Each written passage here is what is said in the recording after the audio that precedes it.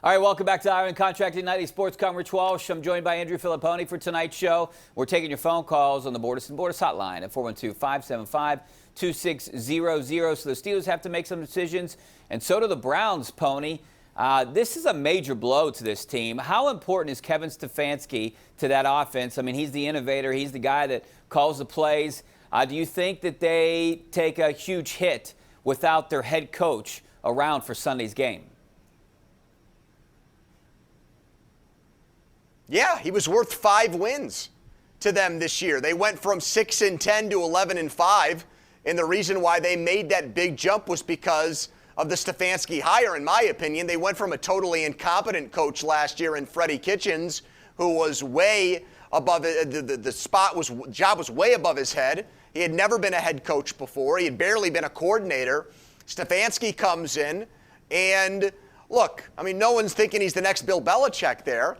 But he connected instantly with Baker Mayfield. He figured out that they were better off running the ball than being a pass-happy team. And they won games that way. They didn't screw it up. He didn't ask Baker Mayfield to throw it 40 times. He bet on the offensive line, Nick Chubb and Kareem Hunt. And Alex Van Pelt, he's been around the NFL for a while, Richie. People here obviously know the name. But he's really never been a play caller. I think 1 year in Buffalo, more than 10 years ago, he called plays. He's more of just like an advisor type of guy, like a Matt Canada type. He might have concepts, but he's not calling every play.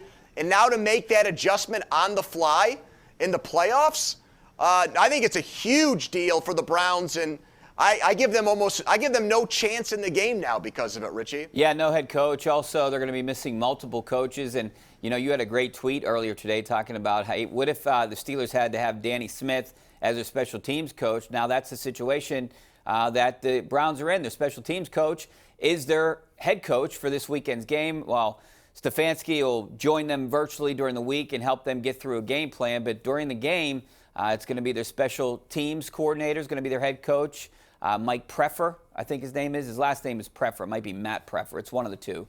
But also, they're losing their best lineman, too, Joel Bitonio. I mean, he's going to be out with COVID-19 as well. Let's go out to Fred in North Huntington. How you doing, Fred? Hi, guys. How you doing tonight? Good. Thanks for calling. Hey, Andrew. It's great to have you back, buddy. We missed you. Yeah, we all missed him. Thanks, Fred. Yeah. Hey, I just wanted to say, I think the key to this Sunday's game is the Steelers jumping on Cleveland, because I don't think they're going to be a great come-from-behind team. They want to run that football a lot, you know, with Chubb and with Hunt. And if you can get an early lead on them guys, I think they can force them into some turnovers also. And my other question is, do you think it's worth putting Dobbs on the active list for the game on Sunday? I'll hang up the list of guys. Thanks. Hey, Fred, thanks a lot for your call. I mean, let's address the first question first, talking about jumping out to a lead. They have to. That's how they beat them. That's how they crushed them here earlier in the season. You got to get out to a big lead against this team, and then they're going to be pass happy. Baker Mayfield, he'll be forced to make errors. He'll be forced to throw the ball more, and the Steelers are in his head, obviously. And now, granted, he did win against the Steelers last week, but it was against the Steelers B and C team. It wasn't against the A team. Ben Roethlisberger is out there this time now. They got most of their defense playing in this game. They won't have Joe Hayden, but they'll have pretty much a healthy defense, maybe Robert Spillane back on that defense. As for Josh Dobbs, I would do it. I'd put the best players out there that can make a difference, that can help win a game. Now, if you're going to use him as just a kind of trick play guy, something other option, I think you need to dress all three quarterbacks, not just Dobbs and Ben Roethlisberger. I still think you need to dress Mason Rudolph. If something happens to Ben Roethlisberger, you need a guy that can go out there and can manage the game, and Mason Rudolph proved that he can do that last week. Josh Dobbs is a good change of pace kind of quarterback. He gives you another look. He can do other things. So, where I am on this, I know we talked about this on the number one Cochran Sports Showdown on Sunday, and, I was saying, no, I don't think they should draft him. I would rather, them draft another linebacker, a defensive player, or a cornerback, depending on what can help the team. But, if it can help the team, bringing him in and changing things up a little bit, then maybe you do dress him. Let's go out to Naz out in Penn Hills. What's up, Naz? Hey, how you doing? Good. Thanks for calling. Thank you for taking my call. I want to know why the offensive coordinator doesn't seem to be creative enough in his play calling. If you notice with the Raiders and with the Chiefs, their receivers are spreading out the defense and leaving open big gaps in the field. Can you maybe tell me why he's not as creative and why they always stick with the guy who's been around in the organization as long as they have? Well, Naz, I mean, that's a good question, and we all kind of see that offense, and it hasn't really done much at the beginning of the year. They were putting up 28 points a game. They went through that spell of not winning games and not doing well, and the offense just sputtering along. You know, they have those the 5-yard dink and dunks, and I think it's a combination of Ben Roethlisberger and Randy Fichtner. You got to put the blame on both those guys. Ben Roethlisberger feels comfortable not handing the ball off, those RPOs, throwing those 5-yard plays that aren't working. You need to start throwing the ball downfield. You saw Mason Rudolph do that a little bit. It catches the defense off guard a little bit. So you need to start throwing the ball downfield. Maybe we'll see more of that. I still think this is a team that can go win a couple games. I don't know if they can win the AFC, but I think they can. They should win. I don't know if I can guarantee a win because we saw the way they played during that 4 or 5 game stretch.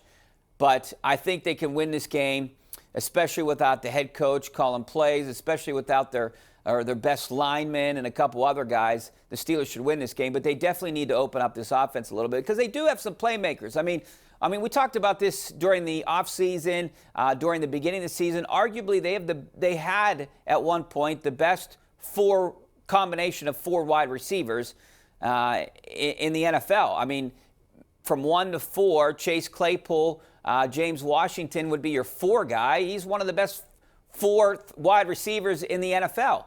So they need to start throwing the ball down. Obviously, during that span there, Deontay Johnson did not do a good enough job of helping Ben. He dropped a lot of balls, led the NFL in drop balls for a while there, had more drop balls than what the Arizona Cardinals did as a team. So he's got to catch the ball. Eric Ebron has to catch the ball. Guys like them have to make plays. And then you'll see the offense open up a little bit. They've done a bad job running the ball. The offensive line has been mediocre at best this year. So, you know, if things improve, we see Ben throw down the field a little bit. Maybe they do get a little more creative in the postseason. Let's hope. Let's go out to Rich in Pittsburgh. How you doing, Rich? Hey, Rich, how you doing? Good. Thanks for calling.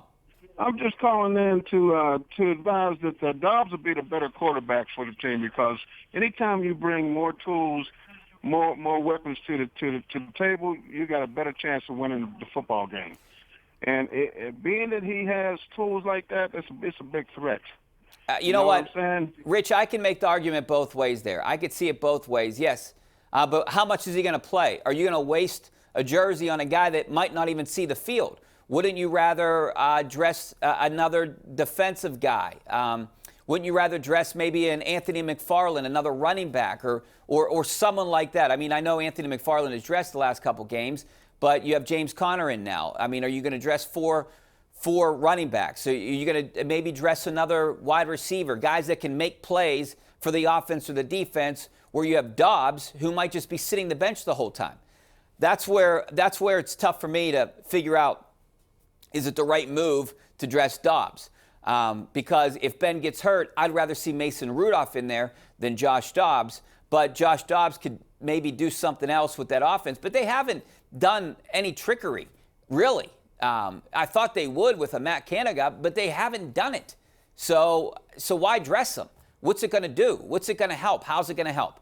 All right, we're going to take a break. Back with more of your phone calls, some of your tweets coming up next. Stay right there on the Ireland Contracting Nightly Sports Call.